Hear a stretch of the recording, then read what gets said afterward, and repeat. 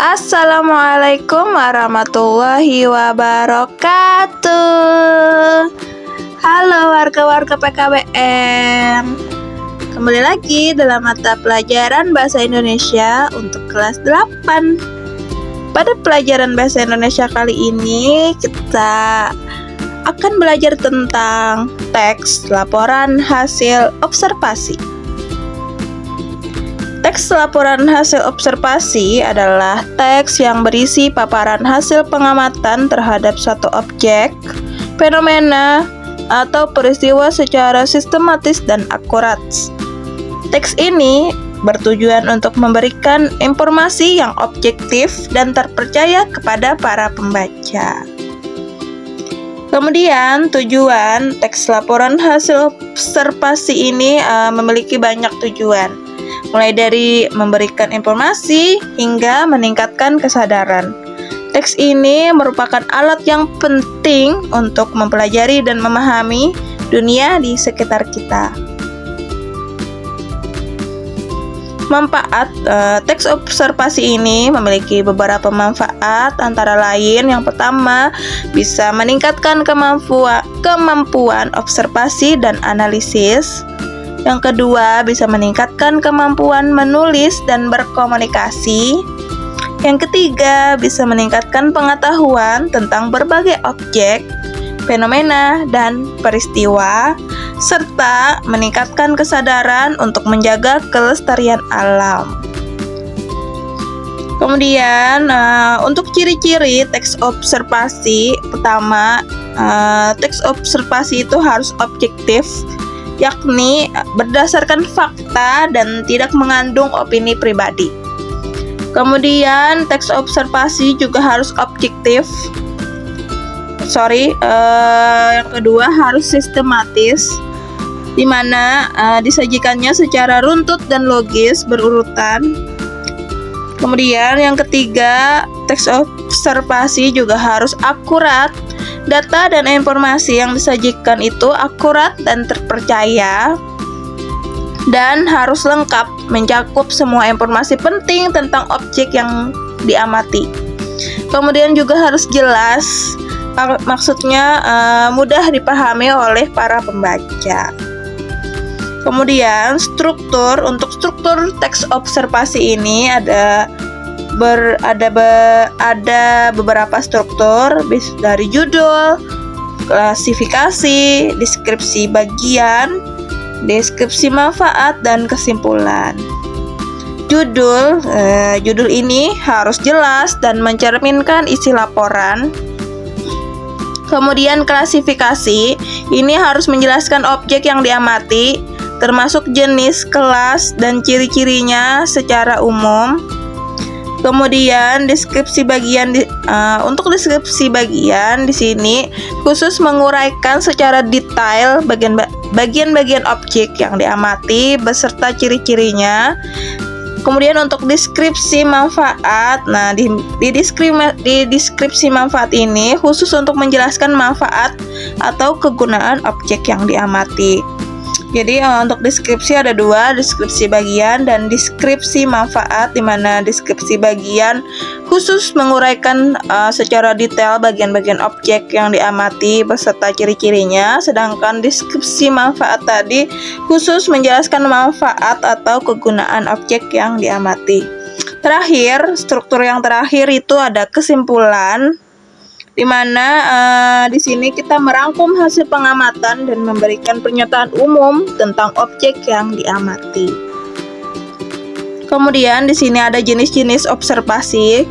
Pertama ada observasi sederhana, di mana kita mengamati objek yang mudah diamati dan memerlukan waktu singkat. Nah, kalau kita mengamatinya memerlukan waktu singkat itu observasi sederhana. Kemudian observasi kompleks, di mana mengamati objek yang kompleks ini memerlukan waktu lama. Kemudian ada observasi terstruktur, di mana mengamati objek dengan menggunakan pedoman observasi. Dan di sini juga ada observasi tidak terstruktur, mengamati objek tanpa menggunakan pedoman observasi. Jadi kita mengobservasi tapi tidak terstruktur gitu. Kemudian di sini ada kaidah kebahasaan. Pertama, kita harus menggunakan kata baku dan kalimat yang efektif. Kemudian menggunakan kata ganti orang ketiga. Terus menggunakan kalimat aktif dan menggunakan kata-kata teknis yang sesuai dengan objek yang diamati. Menyajikan data dan informasi dengan tabel, diagram atau gambar. Tujuan kita menyajikan data dan informasi dengan tabel, diagram atau gambar supaya memudahkan para pembaca. Jadi para pembaca tinggal melihat tabel, diagram atau gambar tersebut langsung memahami apa yang ingin disampaikan atau hasil dari observasi yang kita lakukan. Ya. Kemudian cara menulis teks laporan hasil observasi. Pertama, lakukan pengamatan secara cermat dan detail. Jadi pengamatannya kita amati secara cermat dan detail. Kemudian kita catat hasil pengamatannya dengan rapi. Kemudian kita gunakan bahasa yang baku dan mudah dipahami. Kemudian kita sajikan informasi secara sistematis atau berurutan dan logis. Kemudian gunakan gambar atau diagram untuk memperjelas informasi. Itu adalah penjelasan tentang teks laporan hasil observasi. Kemudian di sini ada lembar tugas. Di lembar tugas ini kalian kasih nama dan kelas. Kemudian tugasnya adalah tulislah sebuah teks laporan hasil observasi sesuai dengan struktur pada tabel di bawah ini. Jadi strukturnya teks, ya kan, kita pakai teks aja. Judulnya apa? Silahkan lampirkan judulnya. Kemudian deskripsi umumnya, deskripsi bagiannya, deskripsi manfaatnya, dan terakhir kesimpulan. Contoh ya untuk judul, misalnya judulnya adalah Komodo. Judulnya Komodo. Saya kasih contoh satu, judulnya Komodo. Kemudian deskripsi umumnya adalah Komodo adalah reptil besar berkaki 4 yang menyerupai kadal, termasuk satwa langka dan dilindungi. Itu adalah masuk kolom pernyataan umum. Kemudian untuk deskripsi bagiannya adalah Komodo memiliki panjang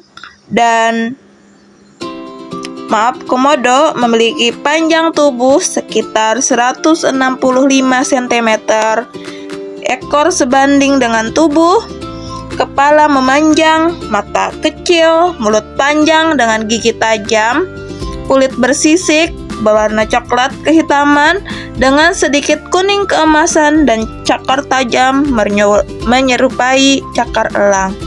Itu untuk mengisi kolom untuk deskripsi bagian.